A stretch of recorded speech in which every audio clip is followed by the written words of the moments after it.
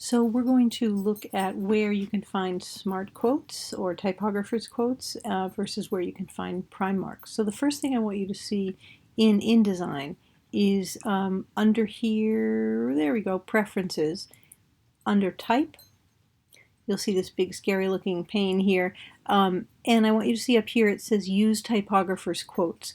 That should always be checked off all the time because the number of times you're going to want to use true smart quotes is so much greater than the rare occasion when you need to use prime marks that it's better to have this be the default.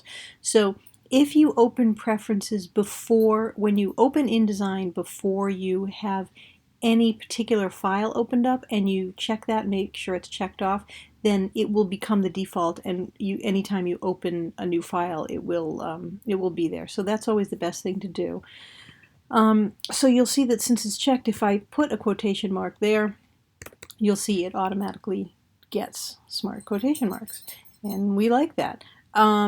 So if for some reason you want to do prime marks, then you need to go under the glyphs palette. So again, that's under type, glyphs, and you want to make sure it's punctuation. You can see this is already up because I've been playing with it, but under punctuation you will see here, this is a double prime mark.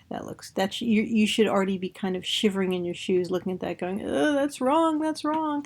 And let's say you see that and you want to change it back to something that looks like a smart quote, then you double click on the glyph and let's find that close quote, there it is, and you can get it back. Okay, so that is how you do, and then the single ones are there as well, like if I do 5 feet, there it is, 5 feet and 2 inches. You can see that's wrong. So now I need to look for my inches, prime marks. There it is. Okay.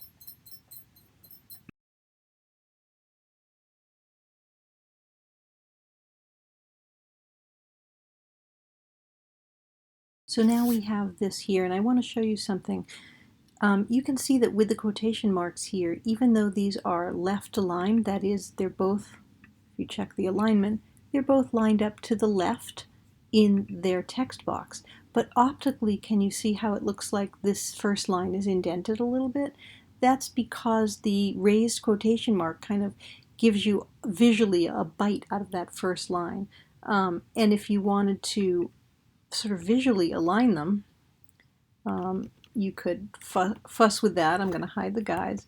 And oh, that looks much better. That really looks left aligned. But there's a much easier way to do that than to mess around with extra spaces.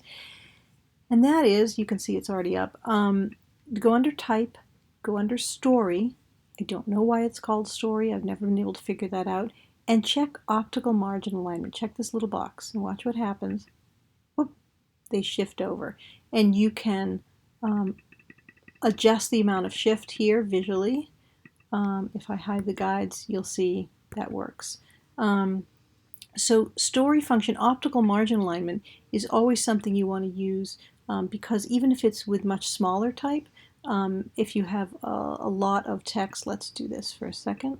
Let's fill in placeholder text and let's put a quotation mark in there, and that's my quote. You can see, I'm going to hide the guides again, you can see still, even at this smaller size, that this appears to have a bite taken out of it. So if I simply select the story function, whoop, shifts over, and all of a sudden we have it optically aligned left.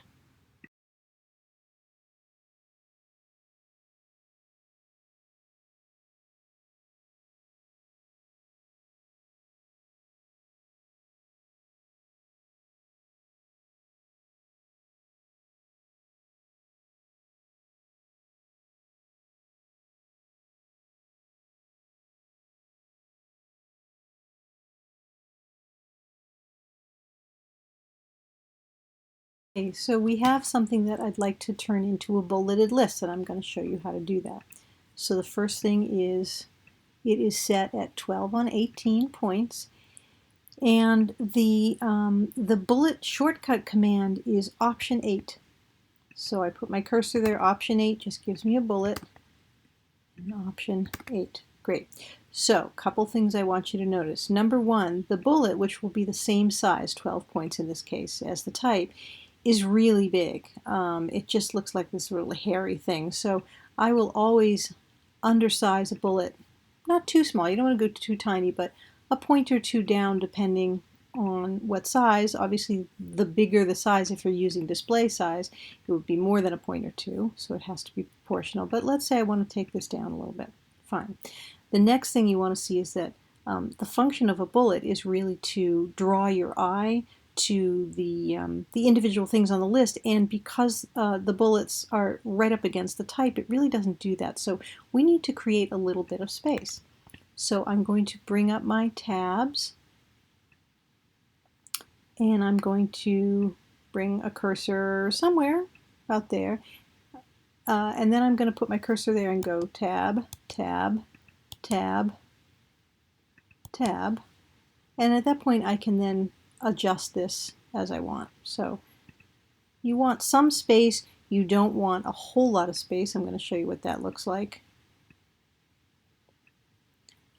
Sometimes InDesign has an auto bullet function, which I don't recommend people use because it always makes these big hairy spaces, and I don't know how to adjust those. So I prefer to do it by eye, and you just get a sense of how much is enough and how much is too much.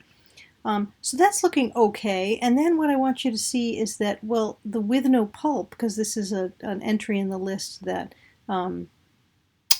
is a double line entry as opposed to these singles, it's kind of sticking out. And what I really want to do is tuck that under there. So because the tabs are there, I can just put my cursor there and hit tab. And now what you see, let me get the cursor out, is you can see that my eye can go to 4 bullets, which correspond to the 4, not 5 items on the list. So that is basically how you do that. And I guess the other thing I would tell you is that when you have multiple lines like this, in other words, not everything is a single line. The orange and grapefruit juice has more than one line. The bullets definitely help, but another way would be to have a little more space between these and a little bit less space between these. So, for example, this is where your space after comes.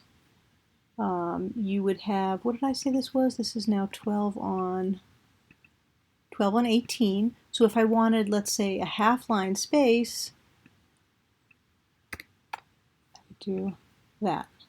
Let me extend that there. Right. So to me that looks like a lot of space. It probably is, and I can do less, but I want you to see that it has the effect of grouping the multi-line entries in a way that I kind of like. So I may take that down like that. And again, as with all space afters, you want it to be enough so that it's not vague, that it doesn't look like some sort of a leading accident. So that is bullets.